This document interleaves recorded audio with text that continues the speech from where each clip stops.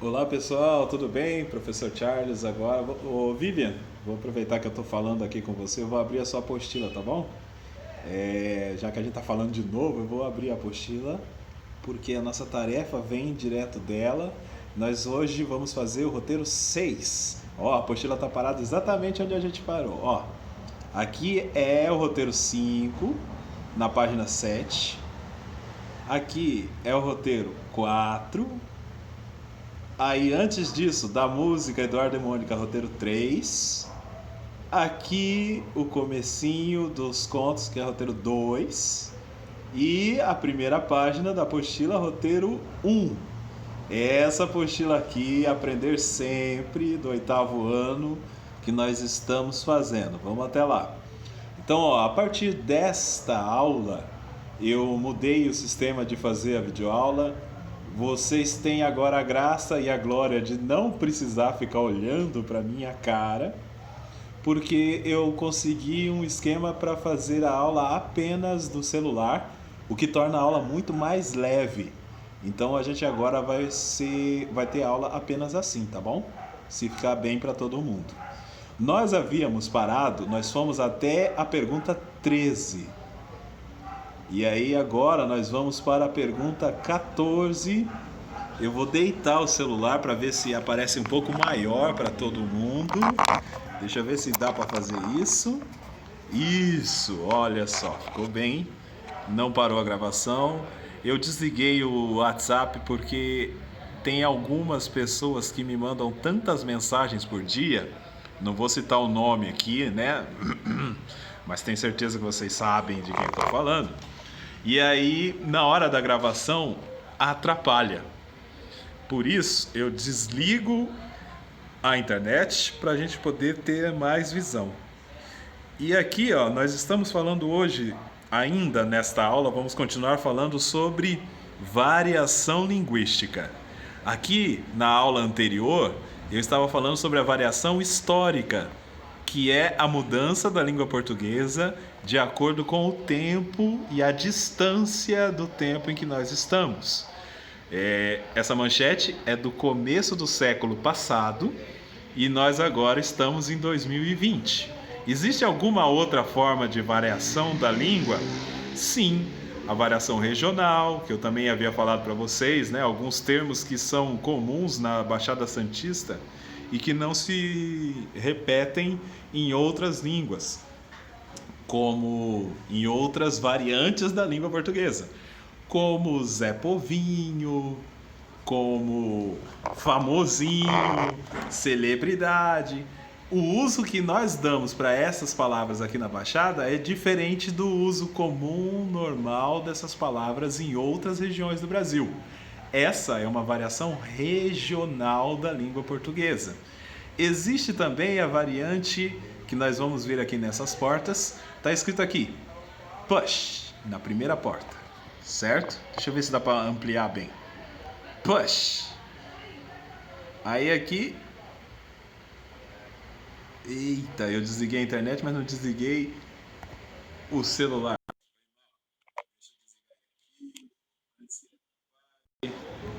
Depois a gente volta, fala com ele. Foi mal. Aí aqui. Push. Ficou muito grande, não dá para ler. Aí, esse é o mal de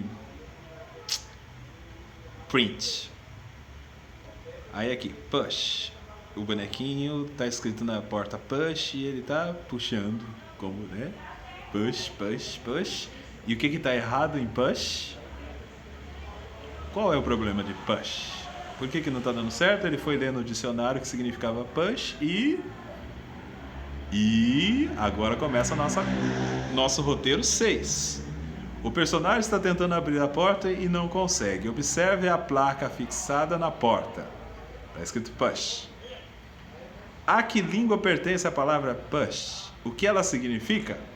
Essa é a primeira pergunta que vocês têm que descobrir e a partir desse momento vocês vão descobrir por que que ele não conseguiu abrir a porta. Por que a personagem não consegue abrir a porta? Por que a personagem faz confusão com a palavra push? 16. Personagem sabe que a palavra push não pertence à língua portuguesa? Por quê? Essas perguntas você vai responder, e uma das perguntas mais básicas é: o que significa push? Você pode perguntar para o seu professor de inglês, ou você pode procurar no dicionário, ou você, graças a Deus, pode já saber o que significa, né? Pergunta 17.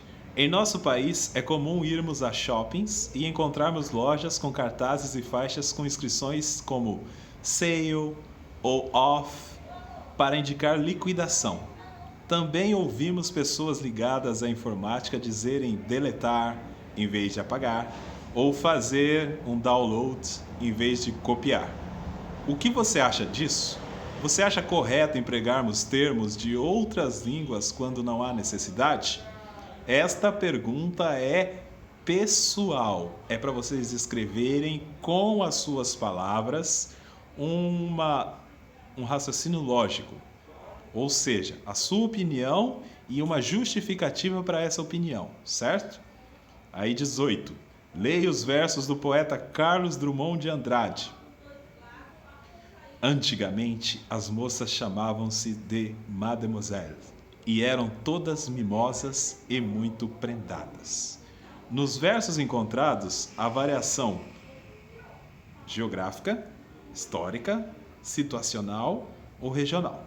Que tipo de variação linguística está empregada nesta frase do Carlos Drummond de Andrade? É para você reconhecer se é uma variação por causa de onde o Carlos Drummond de Andrade nasceu, geográfica. Na época que o Carlos Drummond de Andrade escreveu a frase, histórica. O contexto criado pelo Carlos Drummond de Andrade, situacional.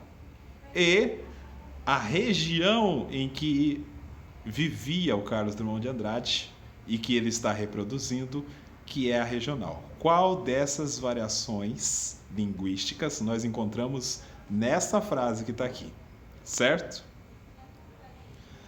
A palavra-chave para responder a essa pergunta 18 é a palavra mademoiselle. Esta palavra demonstra alguma coisa. 19. Brasil, Portugal, Angola, Moçambique. Esses e outros 5 países têm em comum a localização geográfica, a religião, a língua portuguesa ou a bandeira? Qual das alternativas corresponde à resposta correta para esta pergunta? Certo? É de alternativa. Continuando com a mesma temática de variação linguística por causa da geografia, olha aqui.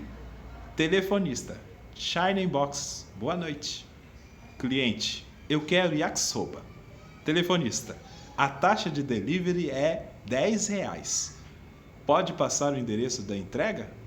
Ok, anota aí. Posso encerrar o pedido? Pode sim. Quanto tempo o boy demora para entregar? Telefonista, 40 minutos, senhor. Considerando a linguagem usada no diálogo, assinale a alternativa correta. Qual dessas alternativas está correta? A. A linguagem apresenta estrangeirismos. É quando você escolhe palavras de outra língua para falar na nossa língua portuguesa em frases da língua portuguesa que nós estamos usando. Chama-se estrangeirismo, certo? A língua usada não apresenta estrangeirismos. A. Voltando a linguagem apresenta estrangeirismos. B. A linguagem usada não apresenta estrangeirismos. C. Cliente e telefonista não se comunicam adequadamente. E D. O cliente e telefonista não falam português. Qual dessas alternativas nós podemos encontrar corretamente no diálogo da telefonista do Shining Box? Aí agora nós temos uma foto para a pergunta 21. Leia o texto a seguir. Dezenas de indígenas deixam a ocupação de São Paulo. Ocupação Iari-Tai Guarani MBA. Olha, Guarani MBI sofrendo reintegração de posse em São Paulo. Aí a foto, certo. Os guaranis ocuparam a área, segundo denúncias, logo após a empresa cortar 4.000 árvores sem autorização da prefeitura. Cerca de 200 indígenas, guaranis e manifestantes deixaram um terreno situado no norte da cidade de São Paulo nesta terça-feira 10, que tinha sido ocupado há mais de um mês sob alegações de que a construção de edifícios na região retirou centenas de árvores do território considerado ancestral. Vou parar por aqui a nossa aula e no próximo roteiro a gente continua essa tarefa, porque senão a aula fica muito grande. Mas, resumindo, agora nós falamos sobre variação linguística com o uso de estrangeirismos, que é colocar palavras de outra língua, de outra região do planeta, de outro país, dentro da nossa língua portuguesa. E acredite, nós fazemos isso muito, todo dia. Então, é a variante que usa estrangeirismos. Tá bom?